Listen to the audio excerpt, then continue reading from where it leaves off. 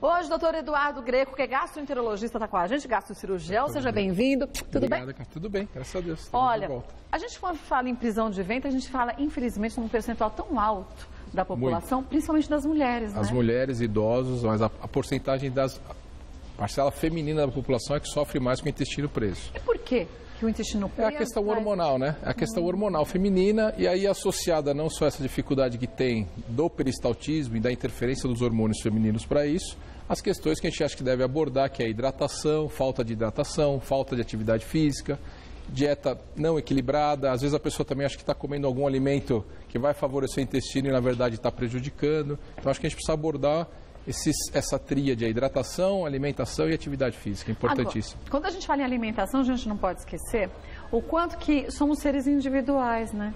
Isso. E talvez para mim, determinado alimento tenha uma função diferente das outras pessoas no meu corpo. Isso, né, exatamente. Então é sempre importante uma dieta equilibrada, comer de tudo, né? Ter o carboidrato, ter a proteína e principalmente para as pessoas que têm prisão de ventre, intestino preso, muita fibra. Mas então a fibra crua, né? A verdura, né? Exatamente. Não adianta pegar e cozinhar e não comer a fibra. A gente precisa da fibra realmente, alface, uma salada de alface bem feita. Prestigiar alguns alimentos, algumas frutas, tipo ameixa, que vão ajudar no intestino, vão ajudar nesse esvaziamento e ajudar o intestino a funcionar. E também se alimentar várias vezes ao dia, que a gente sempre bate na tecla e reforça, né, Kátia? Mas quando a pessoa ela come uma quantidade grande de fibras, por exemplo, eu como muita granola, muita aveia, mas não toma água, não tem efeito contrário? Tem, exatamente. Resseca mais ainda, exatamente, porque você forma um bolo, mas acaba sendo mais endurecido. Essa é uma coisa preocupante, porque para o intestino funcionar é importantíssima a hidratação. Então é importante muita água exatamente para associar a formação do bolo fecal e a pessoa ter umas fezes pastosas e que o intestino se movimente. Então, a pessoa, ao evacuar, é importante também de que forma isso está acontecendo. As pessoas não podem ficar uma semana sem ir ao banheiro. Às vezes a pessoa fica uma semana, 10 dias. Tempo, né? É muito tempo com aquilo tudo e se alimentando normalmente, né? Mas uma pessoa que fica com tanto tempo assim com as fezes dentro do corpo, isso não pode trazer prejuízo para a saúde? Traz uma série de prejuízos. Traz uma série de prejuízos para o intestino, traz o funcionamento inadequado de outros órgãos. A pessoa começa a não se alimentar adequadamente. Tem pessoas que sofrem com cefaleia por conta disso, não trabalham adequadamente.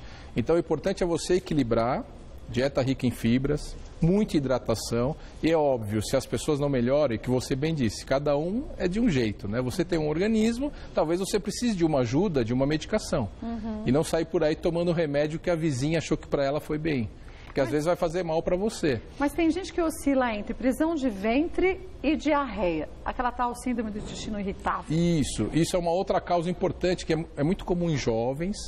E a síndrome de intestino irritável, ela é associada a fatores psicossomáticos, muito importante. Então, o estresse do dia a dia é algo novo, recente, já existem medicações para controlar isso, mas é muito comum, a gente diz jovens ou adulto jovem em atividade, né? Então, a pessoa tem o estresse do trabalho, tem o estresse do dia a dia, então, às vezes, ele passa com má alimentação, com esse desequilíbrio, mais essa questão do, vamos dizer assim, mais facilmente para explicar, do nervosismo, do estresse do dia a dia. Aí ela oscila realmente com isso, com o intestino preso e com o intestino, diarreia, depois com quadro de uma semana, 15 dias com diarreia. Então você controla isso, hoje já existem medicações específicas, mas sempre buscando que ela se envolva com a questão alimentar, com a questão nutricional. Não adianta tomar um cafezinho o dia inteiro, porque o seu intestino não vai... exatamente, não vai conseguir equilibrar. Não adianta não acabar com estresse, né? Porque um alimenta o outro, fica aquele ciclo vicioso. E a gente tem o estresse do dia a dia que é difícil tirar. A pessoa fala, mas como é que eu faço, doutor Eduardo? Eu não vou trabalhar, mas dá tempo de perder meia hora para uma atividade física. Mas é como a gente lida com estresse. É que a gente, literalmente, às vezes a gente surta. E o problema é o surtar, né? Não é aquele estresse pequenininho. É aquele já a última gota do copo que faltava para transbordar. E às vezes até mesmo repensar o que faz, né? Aquilo é importante para a sua vida, o seu trabalho, de que forma está isso. Então a gente busca procurar evitar medicações, trabalhar com coisas naturais, mas em algum momento, principalmente na síndrome do intestino irritável, que hoje está super em alta, no sentido de que muitas pessoas procuram a gente por conta disso, tratar de forma medicamentosa. Agora, e crianças? Quer dizer, até que fase que é normal, que a gente espere que o intestino da criança ou do bebê, que ele tenha uma certa oscilação também entre prisão de ventre e não? É, excelente. Isso é uma coisa que a gente tem que abordar, porque também vai ser comum mais nas meninas.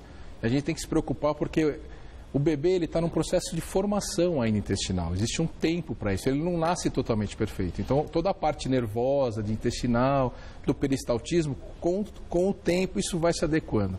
O que é muito importante é para os pais isso, né? Paciência. Porque senão você pode tratar a criança está tirando a fraldinha, vai começar a evacuar. Se existir uma pressão tamanha em cima da criança, você vai interferir nesse processo natural de aprendizado. Então, esse período de 0 anos, começa a trocar fralda, quando vai estar por volta de segundo ano, 2, 3 anos de vida, você tem que ter o tempo e a paciência dos pais. Não adianta você forçar uma situação. Se a criança, de repente, está no momento de tirar a fralda e evacuou no momento errado, no local errado, ali você não pode repreender nunca a criança. Porque ela não tem controle ainda sobre isso. Exatamente. Né? Aquilo pode se transformar em algo que depois vai demorar mais tempo para ela poder se livrar disso. Então, naquele momento, é mostrar que é algo natural e conversar e explicar e o tempo todo ficar atento. Conversar realmente, olha, quando precisar, me avise, porque as medicações ainda não vão ter ação sobre isso. Isso é uma questão da formação do próprio intestino. Então, não adianta medicações e coisas diferentes. O que precisa é isso, também hidratar muito a criança. Então, ver que tipo de alimentação ela está. É difícil, né, você oferecer verduras e legumes, mas... Bate uma sopinha, passa na peneira, fica pedacinho. Exatamente, né? Tem certas formas de pôr uma cenoura num suco de laranja, não precisa falar e de repente mostrar que, olha, você tomou, isso aqui é legal, de oferecer uma berinjela um pouco disfarçada com um tomatinho ali e a criança gostar. Então, acho que são formas de lidar com a criança e não repreendê-la e não transformar aquele momento num momento de trauma, porque ela vai passar por isso. Em determinado momento vai se adequar, mas é mais da funcionalidade da formação mesmo nervosa do intestino. Eu acho que para muita gente, a gente quando fala tem que fazer uma prática de atividade física, pensa que é uma grande balela. Não. Mas a atividade física é importante, porque é ela que estimula o funcionamento do intestino, tem tantos benefícios. E eu brinco muito com meus pacientes, eu falo, atividade física não é para fazer tanquinho para ir na televisão. Tem pessoas que adoram isso. Se você desejar pode ser, mas não é. Se você desejar isso, mas atividade física é sair do sedentarismo. É sair do sofá o tempo inteiro. É no final de semana dar uma caminhada no parque. Isso estimula a novos hábitos. Então, se a pessoa vai no parque, ela volta para casa com uma outra disposição. Dá prazer de viver, né? De comer uma fruta. Aí você vê que as pessoas cada vez mais hoje partem, né? Eu vou caminhar. Quantas pessoas você vê que não saíam do sofá, hoje caminham, correm. É procurar também uma atividade em que a pessoa se adeque a isso. E se encaixa ao seu gosto. Exatamente. Pessoal, né? E é importantíssimo porque a atividade física vai estimular o organismo como um todo. Vai fazer ele funcionar melhor. O seu intestino vai funcionar melhor. O seu coração vai agradecer demais, o seu pulmão vai respirar melhor. Então, e a atividade física é isso. Não é para você agora 2 horas por dia ficar correndo na frente da sua casa. Não adianta. Às vezes isso é prejudicial. Vai prejudicá-lo, né? Exatamente. Então, é tirar do sedentarismo. Eu vou caminhar 40 minutinhos, porque aquilo começa a estimular a ela se aperfeiçoar e querer mais atividade. E aí a gente vê que a mente da pessoa começa a melhorar também. Totalmente, né? Totalmente. Desenvolve melhor os seus trabalhos, o relacionamento em casa melhora, estimula os seus filhos. Então, a dona de casa está em casa, quer que o filho coma direito, mas ele mesmo faz quer que o filho faça atividade física e o final de semana inteiro é aquela coisa que não parte para isso. Então, se você estimular, as crianças em casa, os filhos, os adolescentes, vão partir, por exemplo, que é dado dentro de casa. Não tem jeito. E aí não é o que a gente fala, é o que a gente faz, que mais conta com os filhos, né? Exatamente. É o tempo todo exemplo para isso. A gente vê que muitas pessoas criam hábitos inadequados, né? Tudo começa com uma indicação médica lá atrás, aí a pessoa acaba pegando isso como sendo uma prática diária de vida. Por exemplo, o uso de laxantes. Isso. É muito mais fácil, eu tenho prisão de ventre, eu faço o seguinte, todo dia eu tomo uma colherinha de laxante. Será que isso é prejudicial? Isso é uma coisa preocupante, porque as pessoas recorrem a isso sem uma orientação adequada médica. Então, partindo do pressuposto que você tentou dieta, a pessoa voltou a se hidratar, você primeiro parte para fibras, às vezes artificiais. Então, existem pós de fibra que você pode misturar na alimentação. A própria alimentação normal, um prato de arroz e feijão, você coloca um sachêzinho, que é um pó de fibra mais natural. Você parte para ameixa de outras formas que existem no mercado, porque os laxantes, existe um grupo de laxantes que é o que a gente se preocupa, que são laxantes osmóticos que a gente fala. De que forma ele vai fazer? Não é estimular o peristaltismo, ou seja, não é estimular o esvaziamento do intestino. O peristaltismo é o movimento do intestino. Perfeito. Então, o intestino, desde a hora que a gente pensa em se alimentar, começa a mastigação, vai para o estômago, o alimento começa uma trajetória para a entrada até formar o bolo fecal para a evacuação. Então, isso a gente chama de peristaltismo. É todo esse movimento do trato digestivo, do estômago, do intestino, para esvaziar. Então, o que acontece? Com a fibra, com a hidratação, você estimula isso, que é a forma natural do intestino funcionar. Esses laxantes, de que forma eles atuam? Eles são osmóticos, ou seja, eles vão retirar a água das células para hidratar de uma certa forma esse bolo fecal, o intestino, para fazer com que ele funcione. Mas ele tira de um lugar para tentar resolver o outro? Exatamente, exatamente. Então a pessoa que fica nisso, ela se vicia nessa situação e em determinado momento isso também não vai funcionar. Só que isso é uma questão de você tirar uma água da onde não deveria estar o tempo todo. Ao invés de você acrescentar mais água, né? Exatamente. Então você precisa hidratar mais e não tirar isso. Então precisa tomar muito cuidado e eles, com o passar do tempo, eles vão trazendo alterações na formação, nas células do próprio intestino. Então a gente faz exames de colonoscopia e vê pacientes que são usuários crônicos de laxante. Você vê uma mucosa de uma coloração diferente e que isso no futuro pode trazer outros problemas mais graves. Dizem que quem sofre daquela prisão de ventre severa, mais de uma semana sem ir ao banheiro, pode ter consequências depois piores se não ficar atento. Então, pólipos intestinais, aparecimento de câncer intestinal. É tudo isso, porque o que acontece? O intestino não funciona adequadamente. Então, a célula não está sendo hidratada e recebendo dessa forma adequada. Muito tempo com o bolo fecal parado dentro do intestino. E aquilo é para ser excretado. Ali não tem sujeira, nada. Vamos chamar é uma sujeira, não serve para mais nada. Então, com o passar do tempo, esse funcionamento inadequado, a célula vai se transformando. Então, aparecem os pólipos, que são tipo umas pintas, pinta de pele, só que dentro do seu intestino. Esse pólipo, com o passar do tempo, ele vai se regenerando e pode levar à formação de um câncer intestinal. Então, as pessoas que têm uma alteração do trato intestinal, dessa evacuação, intestino muito preso, tem que procurar o médico. Isso, ele tem que funcionar adequadamente, porque senão daqui 20, 30 anos, ela vai poder desenvolver até mesmo um câncer intestinal. Mas, gente, não é para você que tem prisão de ventre agora ficar quase surtando. Não, pelo não amor quer de dizer Deus. que todo mundo que tem a prisão de ventre vai desenvolver um câncer intestinal. Não, lógico. Mas que quer não. dizer que prisão de ventre não é normal. Não é E a gente normal, tem que precisa mudar. procurar o médico, porque existem muitas formas. Existem formas naturais, que é só de, às vezes, mudança do dia a dia, a própria questão de hidratação. Você conversa com várias pessoas que não tomam um copo de água o dia inteiro. Verdade. Entendeu? Então, são coisas simples que já minimizam em muito problema. E é uma lesão totalmente tratável e também a gente consegue prevenir problemas no futuro. Agora, a gente não tem o hábito, é terrível, isso é cultural, mas é terrível ainda no nosso país, de olhar a consistência das fezes. Isso de criança, quando é criança, a mãe fala, dá tchau pro cocô, todo mundo olha, aquela fezes. Mas depois... Olha. Hoje em dia quer tirar foto com o celular, a criançada tá assim. Quando é criança. Mas depois você vai... Aperta e nem olha para trás. Parece que se envergonham com isso. E isso é muito errado, porque ali é um sinal de como você está funcionando. É um resumo da sua saúde, né? É o resumo da sua saúde, exatamente. É o resumo de como o seu organismo está trabalhando. Se está muito endurecido, tem um sangramento associado, a pessoa não olha, não percebe nunca. Ou pedaços de alimento. Pedaços de alimento, a formação... Entendeu? O calibre disso. Então, as fezes tem que ser um formato habitual que o seu médico te explica, mas se começar a sair afilada, por exemplo... Muito fininha. Bem fininha, pode ser uma alteração intestinal importante. Ou como cocô de cabra, de bolinha. Um monte de bolinha mostra que é um intestino preso. Então, aquilo você vai sendo prejudicial ao seu intestino. Então, tem que analisar... Se não tiver no andamento perfeito, procurar o médico, procurar uma orientação alimentar, porque a gente tem realmente ali, é o sinal de como o seu organismo está funcionando. Quando a gente fala na ingestão de líquidos, muita gente fala, mas eu tomo chá, tomo refrigerante, legal. A água tem um fator importante, diferente desses outros líquidos? A água é o principal líquido, é o que o organismo precisa. Você vai ingerir a água e vai exercer as funções necessárias. Você substituí-la totalmente não é ideal. O refrigerante, por exemplo, rico em sódio. Então você não vai ter aquela hidratação necessária que você precisa. Eu tomo isotônicos. Também você piorou, né? Está hidratando, mas você também está ingerindo uma série de outras substâncias que foram feitas para você ter uma atividade específica. Então, a água é fundamental que a pessoa se hidrate com água. Além disso, tem, por exemplo, água de coco, ou então sucos naturais, que aí você tem já outras substâncias, vitamina C, você tem a frutose, que é o açúcar dos frutos, que também são importantes, mas valorizar a água. Não é pensar, eu tomo 2 litros de refrigerante, eu estou me hidratando. Não está.